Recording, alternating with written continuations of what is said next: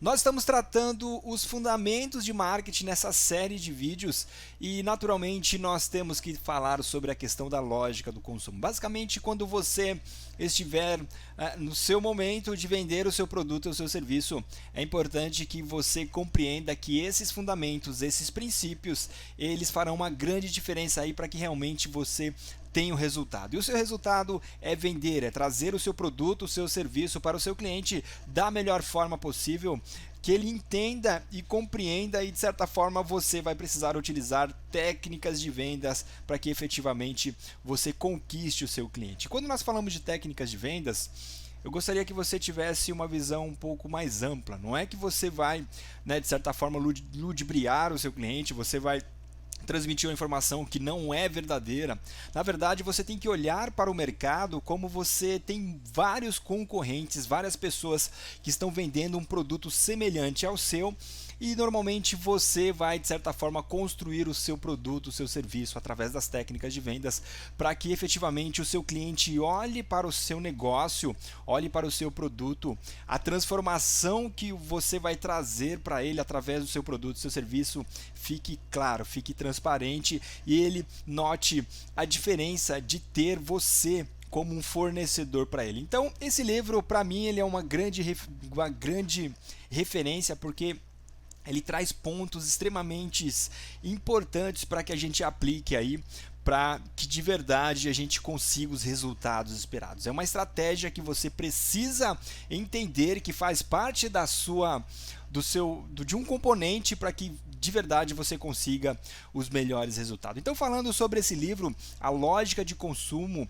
um livro escrito por Martin Lindstrom, ele foi baseado na maior pesquisa de neuromarketing já realizada.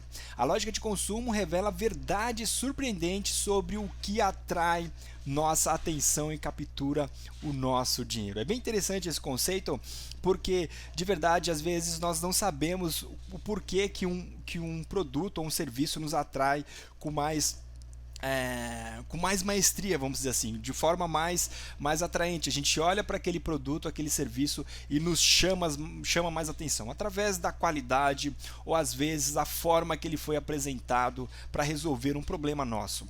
Então eu vou tratar alguns pontos que para mim foram extremamente relevantes aí sobre esse livro. Falando um pouco sobre a questão do Martin Lindstrom, né? Ele fez uma pesquisa extremamente relevante aí durante um bom tempo. Ele captou uns recursos para que de verdade essa pesquisa acontecesse. E de fato o resultado foi extremamente surpreendente. Então, falando um pouco sobre o conceito, ele fala um pouquinho sobre as supermarcas. E quando nós falamos de supermarcas, nós pensamos aí na Apple, na Oracle, nessas grandes empresas que nós conhecemos aí, um exemplo, essas empresas, mas na verdade nós temos que observar que o conceito em relação às supermarcas às vezes está relacionado aí, por exemplo, às religiões. Compreenda que isso está bem massificado. Todas as pessoas discutem e seguem ou não uma determinada religião. E de certa forma isso está muito massificado aí para as pessoas. Então compreenda que essa sim seria uma grande marca. E normalmente essas marcas, elas têm alguns pontos em comum.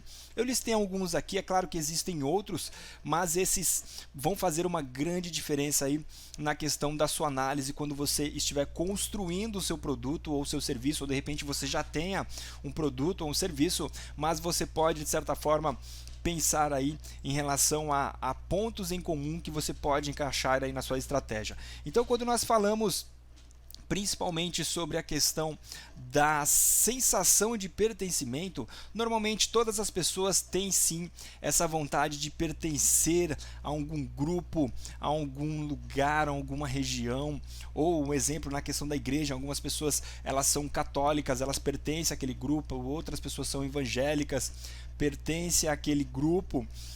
O espiritismo, entre outras milhares de religiões, elas querem fazer parte, ter essa sensação de pertencimento, de fazer parte daquele grupo de pessoas. E normalmente quando nós fazemos parte daquele grupo de pessoas, nós temos uma aprovação social. As pessoas nos aprovam porque nós falamos do mesmo assunto, nós fazemos parte desse grupo e isso naturalmente nos deixa felizes. E de verdade, é outra coisa não menos importante, é o assunto voltado para a questão da evangelização.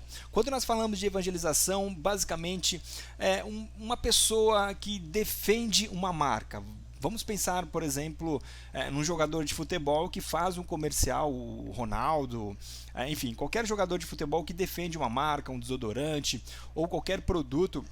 Isso naturalmente as pessoas elas gostam de olhar para as pessoas que estão envolvidas naquela empresa, que trazem um testemunho, que evangelizam sobre aquele produto, sobre aquele serviço. De certa forma, você traz ali algo que foi testado, que foi validado e você gosta daquele produto. Isso naturalmente, essa parte de evangelização vai também ajudar a massificar a sua marca, o seu produto como um todo. Imagine que você tem um produto e a importância, quando nós vamos falar um pouco mais para frente das estratégias que você pode utilizar para coletar o testemunho do seu serviço, do seu produto, para as pessoas que usaram o seu serviço.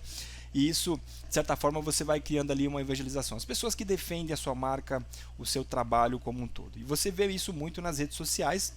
No caso que eu citei agora sobre a questão de ter uma empresa, às vezes a gente não confia tanto numa empresa, mas quando tem uma pessoa ali de frente, de repente uma pessoa que está falando muito bem ali do seu serviço, as pessoas tendem a querer comprar o seu produto, o seu serviço de uma forma maior, né? Isso faz parte aí da sua estratégia, é um ponto em comum que todas as grandes marcas têm.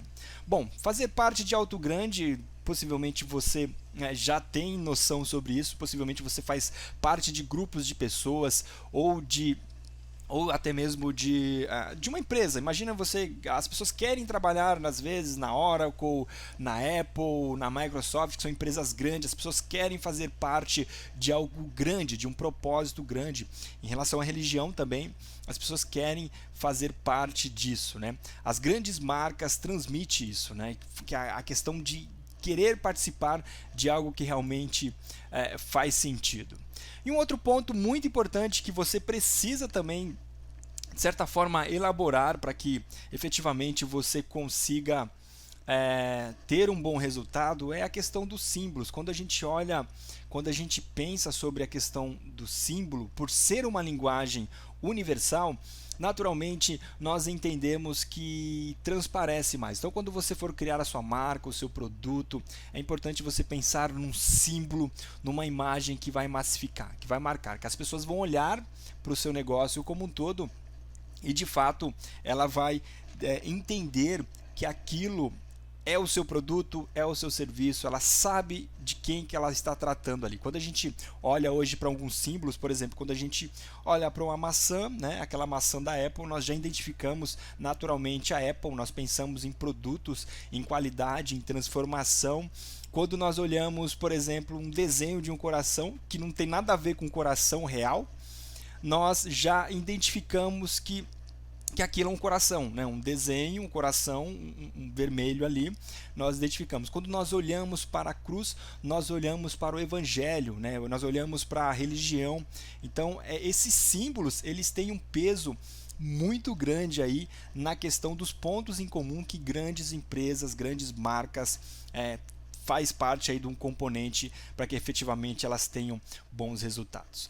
E questão também, falando sobre símbolos ainda, falando sobre a questão da vantagem de você ter um símbolo, é basicamente essa questão da memorização. A pessoa ela memoriza aquela imagem, aquele símbolo, e de certa forma, quando a gente pensa aí na Chevrolet, a gente pensa já num símbolo, na BMW, a gente já lembra de um símbolo. Isso é muito importante, porque as linguagens, por exemplo, um exemplo das linguagens comuns, por exemplo, o mandarim, o inglês, o português, eles parcialmente, por exemplo, o inglês ele é uma linguagem, né, universal, mas o símbolo ele tem um peso muito maior. Se você mostrar um desenho de um coração em qualquer lugar do mundo, naturalmente as pessoas vão se identificar. Se você mostrar, por exemplo, uma palavra em inglês ou em mandarim, em qualquer parte do mundo, nem todas as pessoas vão se identificar. Então o símbolo ele vai ter um peso muito grande e tem que fazer parte aí da sua estratégia. Bom, falando um pouquinho sobre os símbolos, naturalmente ele vai te puxar aí para a questão dos marcadores somáticos. O que seria os marcadores somáticos. Eu vou resumir aqui, é claro que o livro ele aponta isso com mais detalhe, com mais riqueza, mas a ideia aqui é só para que você tenha uma visão, e é claro que eu vou te recomendar para que você compre esse livro. Esse livro deve ser uns 25, 30 reais, eu acredito que ele tem que fazer parte aí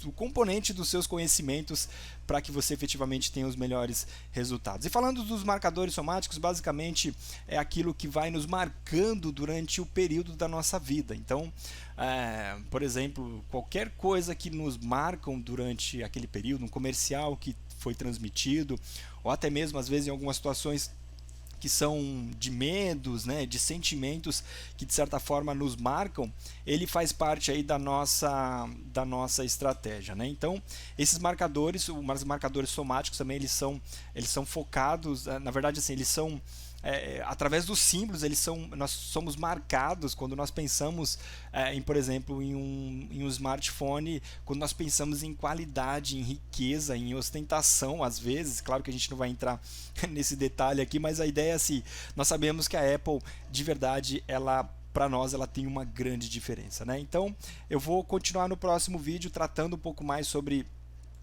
esse assunto desse livro. Compreenda que aqui é só um resumo mesmo, um resumo direto. É importante que você tenha esse livro aí como parte do seu portfólio para que você enriqueça o seu conhecimento, enriqueça o seu entendimento, os seus fundamentos e os princípios voltados para o marketing.